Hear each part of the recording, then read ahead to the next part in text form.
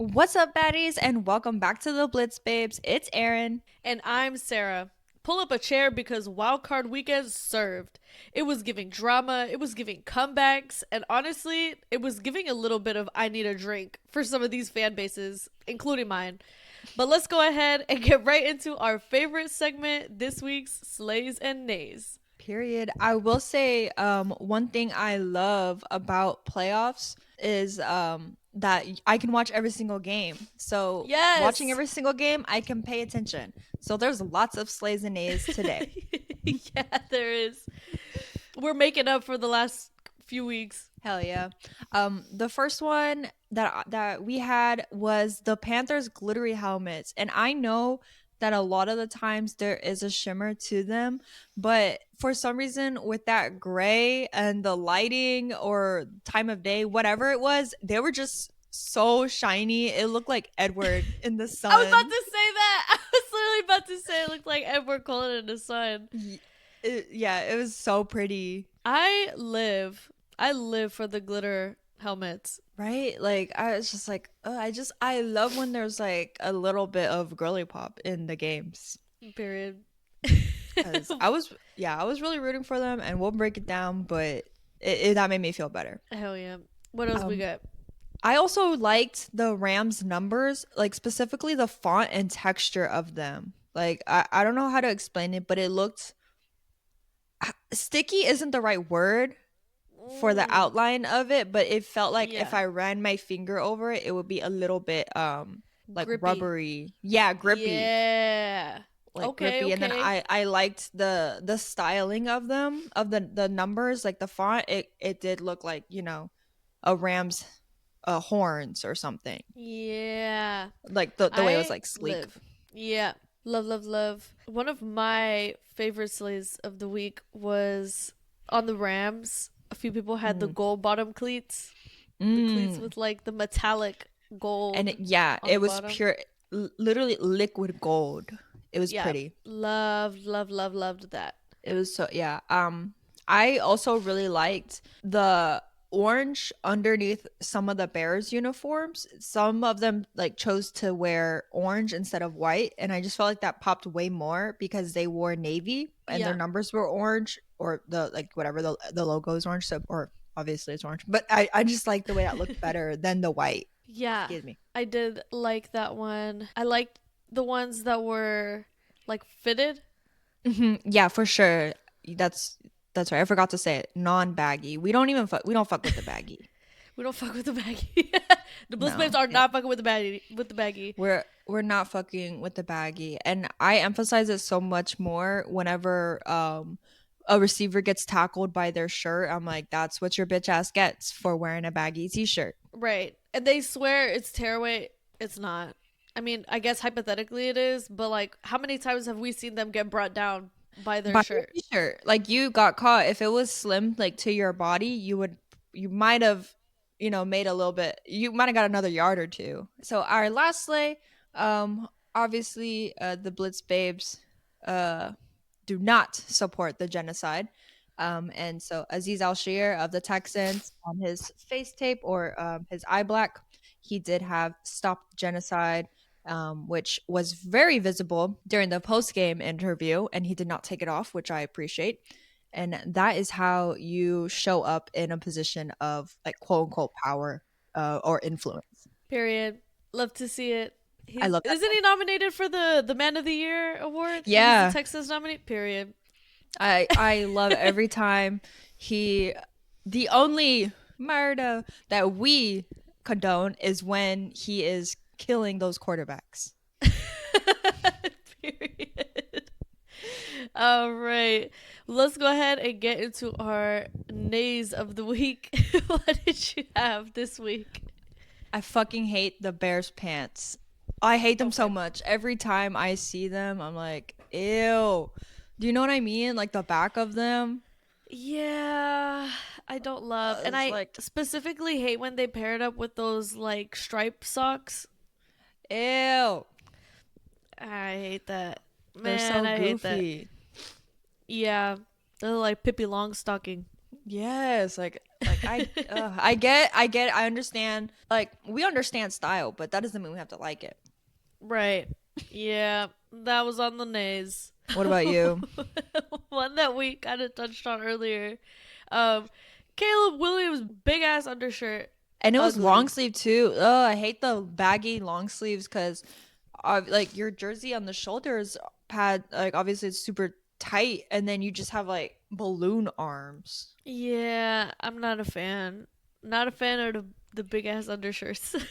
No, they're ugly. And then something that I learned this past weekend was that Jacksonville has pools in their stadium. And I did put that on the nays because I think that's very questionable. I do not like I don't know about sitting in a pool or like I don't know. You know it gets pissy in there. And then you're just like wet watching the game. Like in person, I Yeah. feel like it would be different if it was, in Vegas where they have the pool parties and you're in a pool and there's big ass screens and stuff. It's like Yeah. TV. And I know those are still pissy, but it's like, why? Like you're in the top of a pool looking down, watching them play. Like it's just like It's very, like you're half random. naked watching them play Yeah. football. It's just very, And it's very strange. the tickets are so expensive. Yes. They start. It's like starting at $17,000, Oh, and hell you have no. to like purchase the entire section. To sit in a pissy pool? Yeah. Mm-mm. Yeah. So Not for I me. had to put that on the Nate. That's very questionable activity. And apparently it's not even just the football games. You can go to Monster Jam and watch big ass trucks run each other over while sitting in a pool. That is so. That's like so Florida. Yeah, I That's agree. some Florida shit. Duval. Do you remember when the owner, like, or the new owner or head coach did it for the first time? He disappointed everybody. Shaking my head. That was so funny. Our last nay, I will actually add on to this one because both teams had it. But during the Chargers and Patriots game, they both had colored face masks, but it wasn't cute. Like, it wasn't metallic. It was yellow, like pylon yellow, like on the Yeah. side. And then the Patriots were red, like just like regular acrylic paint. Put a little sparkle in there. Take some notes from the Metal like Panthers. yes. Yeah. Or the other, even the Jets have metallic green face masks, Right. and Yeah, other I'm bored. teams. Y'all got all this money, you can't put a little glitter in there? $20 billion company, by the way.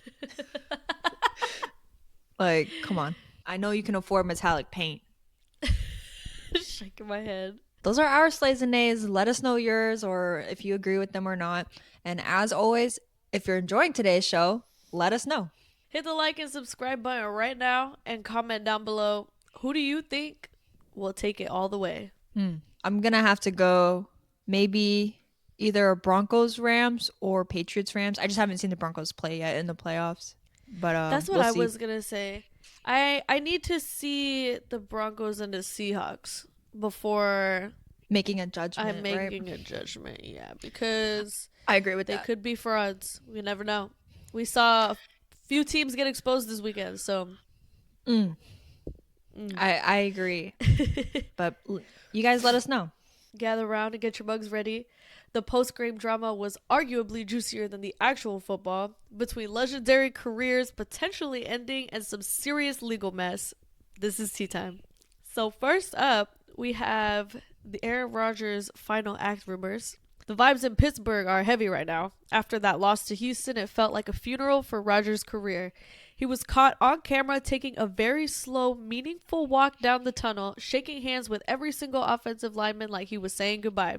In the post-game press conference, he was unusually sentimental, thanking the equipment crew and training staff by name. When asked if this was it, he didn't say no. He just said, "I'm not going to make any emotional decisions." But the biggest moment, he actually stormed out of the press conference after being asked too many questions about Mike Tomlin's job security, dropping an expletive on his way out. Troy Aikman even said on the broadcast, "I think we are watching Aaron Rodgers' last game." So, Yeah. When I was watching him do his little walk post game, I was like, first I was like, what the fuck is going on? Like he like they're just like following him around. It was like the Right. Maury cameraman, except he's not running, but That's he's exactly what like it was like. he's like talking to all the fans. He's like hugging all the guys on the team. As every All for like there him was to a come whole back next year, watch. no, literally, there was a whole line waiting to talk to him. Like people were in like the Texans were in line waiting to talk to him. I'm like, bruh, Yeah, the that's really crazy. the dramatics.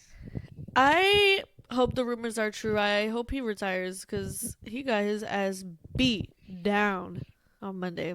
Bad. But speaking of, after 19 seasons, the longest tenured coach in North American sports is walking away. The decision comes just 24 hours after a 30-6 wildcard loss to the Houston Texans, which marked the Steelers' seventh consecutive playoff loss, the longest such streak in franchise history. Tomlin leaves with a historic record of 19 consecutive seasons without a losing record, finishing his final season with a 10-7 record and an AFC North title. The Fire Tomlin chants reached a fever pitch during the blowout loss to Houston, and while the Rooney family was reportedly willing to honor his contract, which ran through 2027, Tomlin ultimately chose to resign. The rumors of a television career are now front and center. Industry insiders suggest that networks like CBS, Amazon Prime, and Fox are preparing offers that could reach $20 million per year. However, there is heavy speculation that Tomlin may take a sabbatical year in TV to recharge before returning to the sidelines for a different franchise in 2027. So we shall Ugh, see. so crazy. I was in the gym earlier today. They were like going through his whole, career or whatever, and they just had the different Steelers players give their favorite Tomlinisms. Uh like I think some of the key ones I remember was like either making wine or squashing grapes, or the if you blink cut your eyelids off. What? I think the He's the most famous one was like the we do not care. We do not care. That's Mike so Tomlin's so funny. funny. Yeah, he's hilarious. Man, I guess we'll see where he goes. Next up, vibe change. We have the Diggs Super Bowl delay tea. So here's the breakdown of why everyone is talking about Stephon Diggs' court calendar instead of his route running. Diggs is facing some very serious allegations from his former personal chef. She claims that during a heated argument about unpaid wages back in December, he smacked her in the face and then choked her using the crook of his elbow. He's now officially charged with felony strangulation and misdemeanor assault. His arraignment was originally set for January 23rd, which would have been right in the middle of the AFC Championship prep. However, his lawyers went to the judge and asked for a push, citing a previously scheduled professional commitment, which is literally just playing in the NFL playoffs. And the judge actually granted it, pushing the arraignment to February 13th, 2026, since the Super Bowl is on February 8th. This effectively guarantees that Diggs can play through the entire postseason without having to step into a courtroom or deal with the commissioner's exempt list. People are heated about the optics. It feels like a celebrity pass to stay on the field while facing a felony. Plus, there's extra spice because his partner, Cardi B, allegedly posted and then deleted screenshots of messages with the accuser, which some are calling witness intimidation. Crazy. Yeah.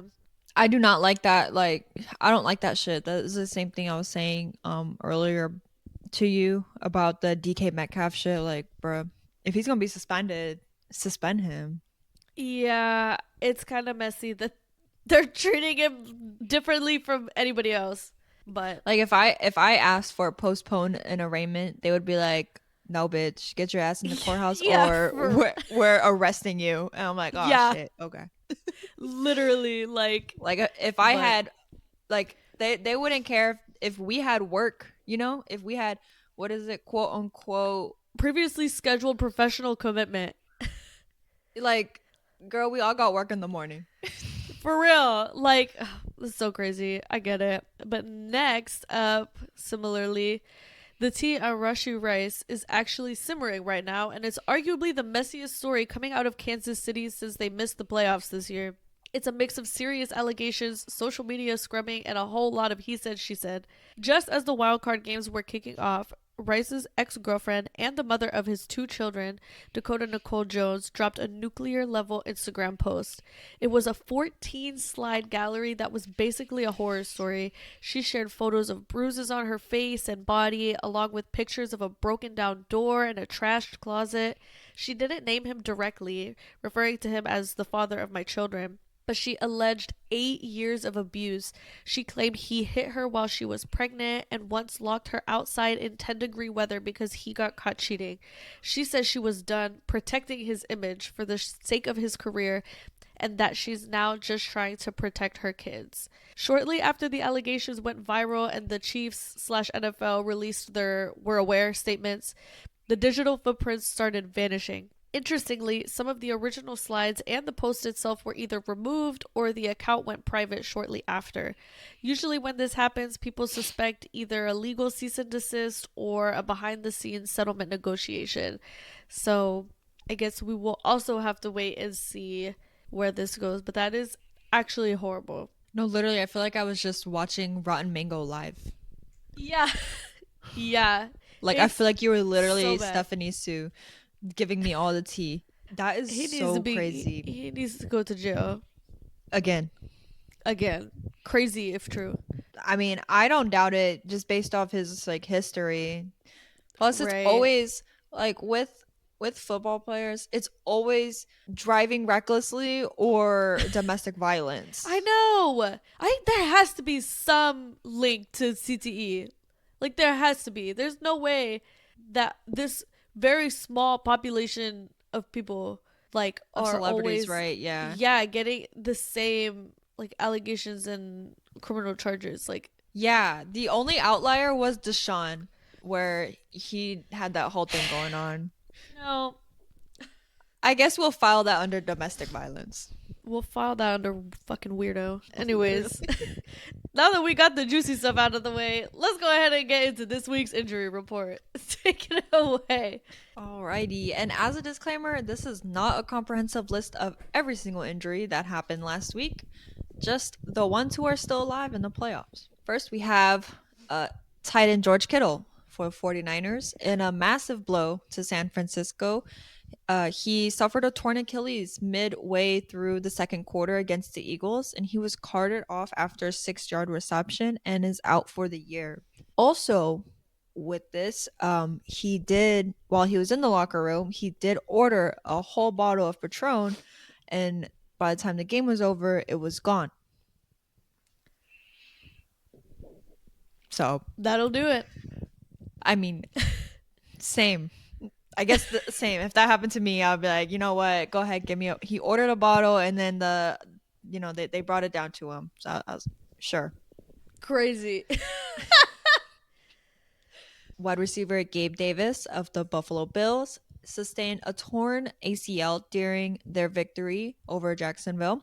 And head coach Sean McDermott confirmed on Monday that he will miss the rest of the season. Yikes. Yeah. Then we have wide receiver Nico Collins of the Houston Texans left Monday night's game against the Steelers after hitting his head hard on the turf at the end of the third quarter, and he is currently in concussion protocol. I will add that not only did he hit his head hard as fuck, he rolled over like onto it. And I don't know if that did affect anything, but it looked nasty.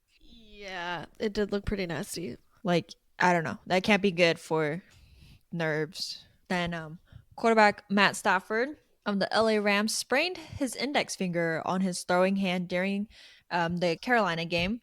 While he did finish the game, the injury is being monitored closely for his grip and velocity. They should do the same with CJ Stroud.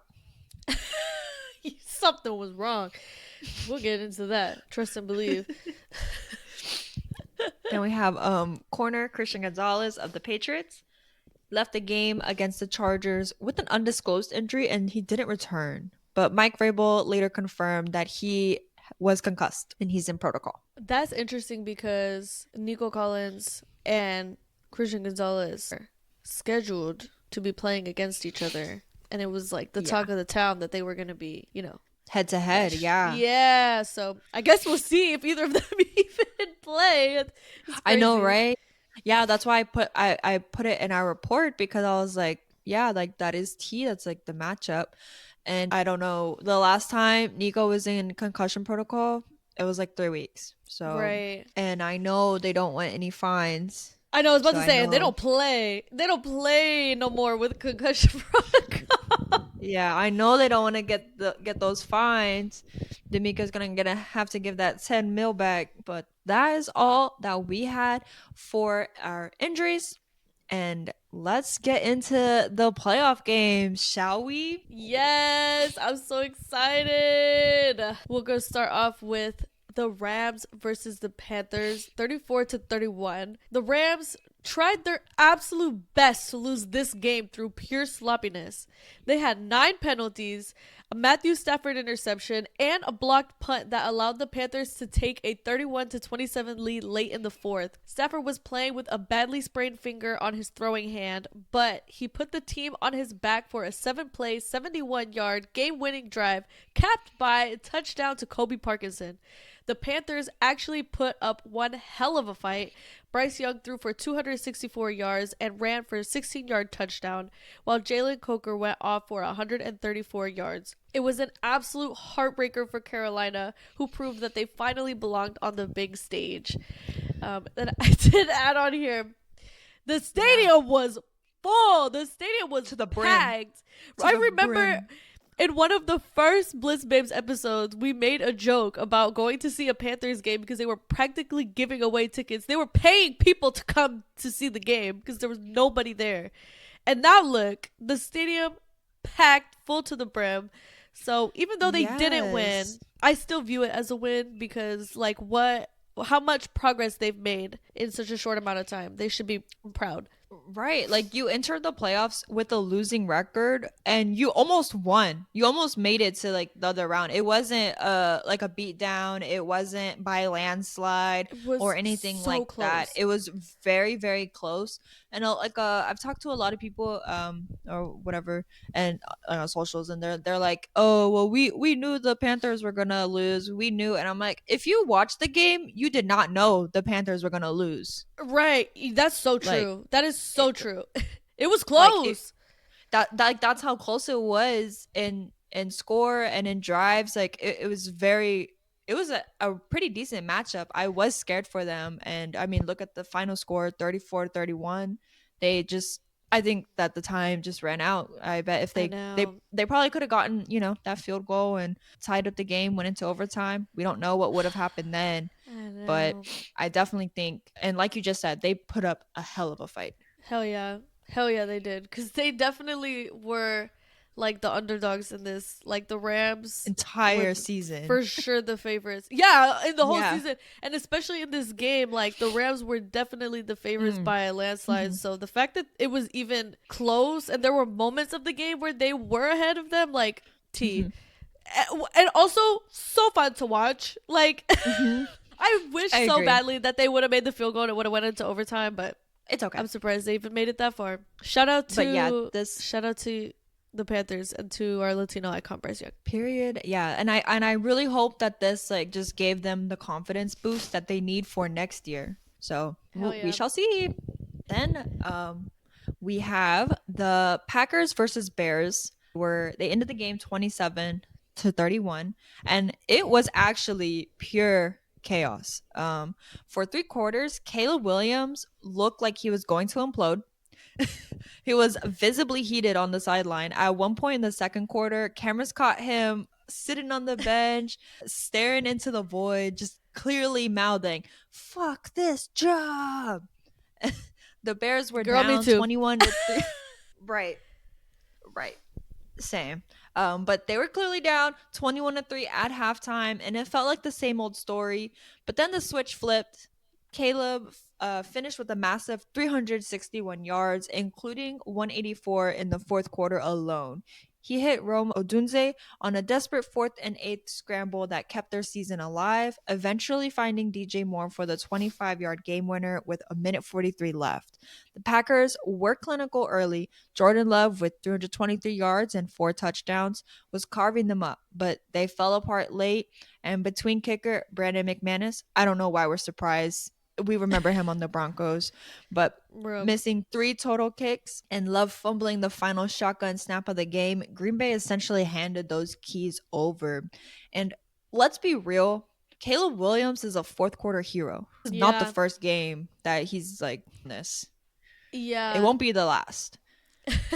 We shall see. I'm excited. And I did also want to talk shit about his post game speech. If you did watch it and you took a shot every time he said, "We understand," you would have been in the hospital. You would have been like George Kittle after that. After the patrol. No, like he was just like, he's like, "We understand that this is a game to play. We understand that there's 60 minutes of football. We understand this. We understand that." I'm like, do you understand that? Because it didn't seem like you did, and you got mad.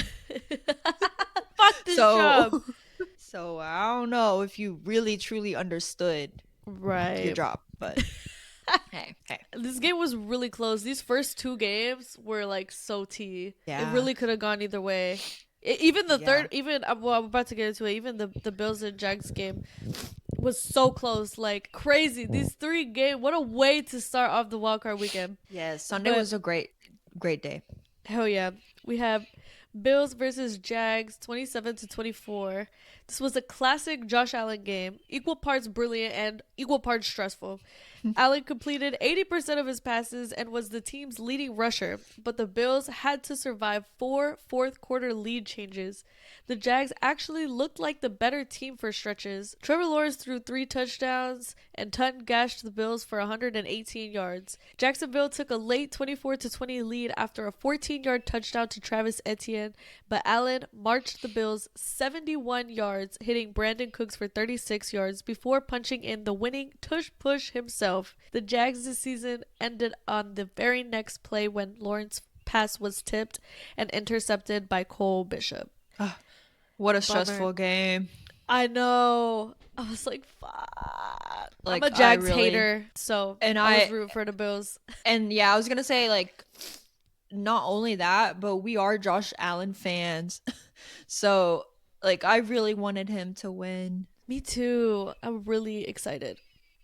Yes, This game it, was tea. it was very good. There's so many crazy plays, but then we have the 49ers versus Eagles. They were 23-19, and the football was gritty, but the sideline drama was the headline. AJ Brown and Nick Sirianni got into a massive face-to-face shouting match in the second quarter after Brown dropped a third down pass, and it was not the first pass he dropped. It got so heated that Big Dom DeSandro, the Eagles' head of security, literally had to step in to separate them. His performance was a total nightmare, though. He was targeted 7 times, but only caught 3, meaning he had 3 major drops, including a brutal one on 3rd and 5 on the Eagles' final drive that essentially killed their momentum. He finished with a disappointing 25 yards on those 7 targets. But on the field, the 49ers were dealing with their own nightmare as George Kittle got carted off with the season ending Achilles injury.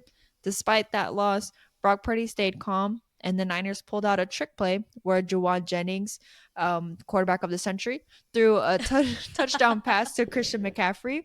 And the Eagles had a chance late, but Jalen Hurts couldn't connect on a 4th and 11 from the SF 21-yard line, ending a season that felt like it was crumbling from the inside out. And Hey, even during halftime, Sirianni was yelling at everybody, like oh yeah, I all the way bet. to the locker room. I bet. So, Hey, that Jennings pass was a dime.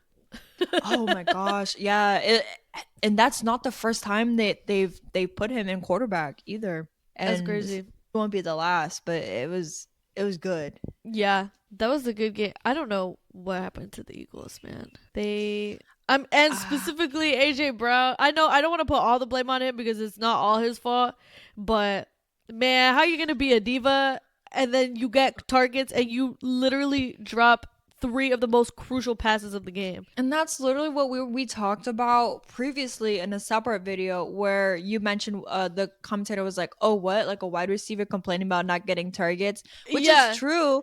And then it's like, okay. yeah, whatever, you don't get targets, you're being diva, take you out the fantasy, of course we will, but you're not catching your targets. You're not Yeah. catching your targets. So why He was would like the you Avatar. continue to get targets when you're not catching them? Yeah. When they needed him the most, he vanished. And then he wants to get mad like it's anyone else's fault except his own. It literally went straight through his hands. You should have caught that. But whatever.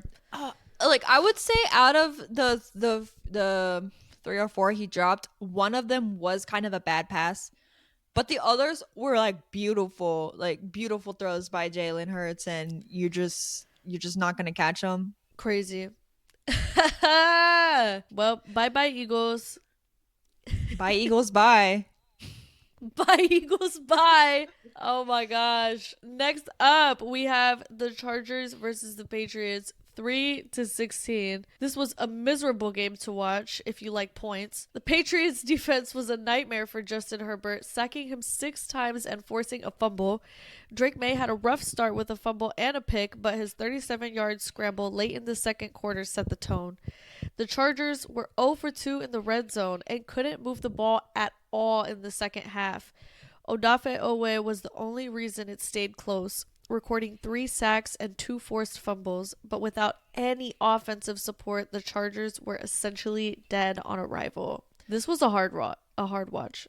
It was so boring. I'm sorry. Like this is the only one I did not watch all the way through. Like I on top of it like being at night anyways, I was like, bro, like I have to go to sleep. Like I'm bored. Like like I don't know. Man. And it's not even the fact that it was low scoring. It was just like every time the Chargers hit the field, it was three and out, three and out. I'm like, bruh, please. Or I Yeah. meant like the Chargers offense, of course, but it's like, dude, please. And And Justin Herbert's not a bad quarterback. well, now he's 0-3 for the playoffs, so Uh, I that guess was we a can hard watch. add him to the choke list. QB sweet Damn. choke. I know, and I was rooting for the Chargers too because I wanted to play the Bills at home. But Yeah, and we were, our household was also rooting for the Chargers to win because then the Broncos would have had to play them. yeah, and that would have been tea for sure. Yeah, There it would would have have. been fights. I just want to see fights. There was not too many this weekend. I They were playing know. more aggressive and like there was shoving, but I feel like they did keep the fights to a minimum. Boring. Bummer. And last but not least, we have the H Town Hold It Down Texans versus the Steelers. 30-6. And this game, if you don't know anything about football, the one thing you need to know is the Texans are defensive master class professors. But Real. CJ Stroud did have a strangely Butterfingers night. He was charged with a staggering 5 fumbles, and one of them was twice in one play, like back to back, becoming the first quarterback in NFL history to fumble that many times in a playoff game and still win. 2 of those were recovered by Pittsburgh, including one on a dumbass flea flicker attempt where he just lost his grip. Stroud didn't have his best stuff yesterday, only 1 touchdown, but Christian Kirk, not Charlie Kirk, saved the day with Thanks for the 144 yards. clarification. Yeah, I think somebody should have told Stephen A. He definitely called him Charlie Kirk on national TV. But the Steelers, oh, excuse me, Kirk had 144 receiving yards. The Steelers were a total disaster on offense. Aaron Rodgers was held to 146 yards, and DK Metcalf completely vanished after the first quarter, dropping a perfectly placed deep ball that likely would have been a tud. The game blew open in the fourth quarter when Houston's defense scored not one, but 2 touchdowns of their own. Sheldon Rankis fumble return, that's big boy, and a Kalen Bullock pick six to officially end the Rodgers era in Pittsburgh. They didn't even score a touchdown. Those 6 points are field goals. 2 field goals. Crazy. Yes. And Man, I was trying to you know how the commentators always hype up the kicker? yeah. Well, I was like, sitting on my couch, I was like, Chris Boswell's the greatest kicker in NFL history. He never misses. He was like 17 for 17 in playoff field goals. It didn't work, but it didn't matter. Yeah, this game was also very boring for the first like 3 quarters. Yeah. Um but what the fuck, CJ Stroud? Sorry.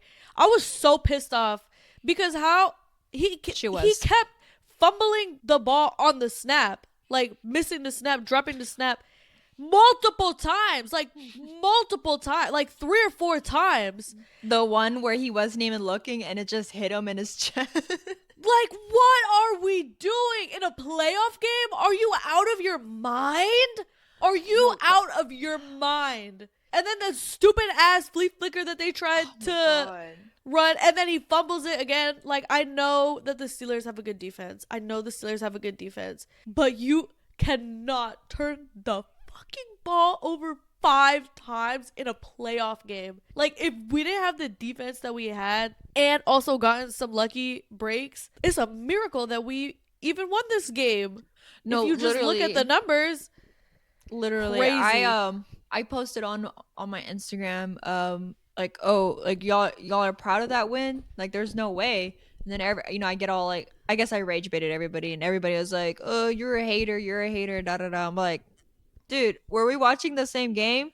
Like, you cannot, there's no way you can be proud of that win. There's It just was no all way. defense. Like, it was all I mean, I, defense, which is the team. It was the defense and special teams. Shout out Kaimi Fairbairn. But it's like, no, come on, come literally. on, come on. Like, I left that game very, very proud and confident in our defense and very, very concerned about CJ Stroud's performance. I have this theory, which I think I've said on the pod here in the past, that I feel like CJ Stroud plays better when Nico Collins is gone.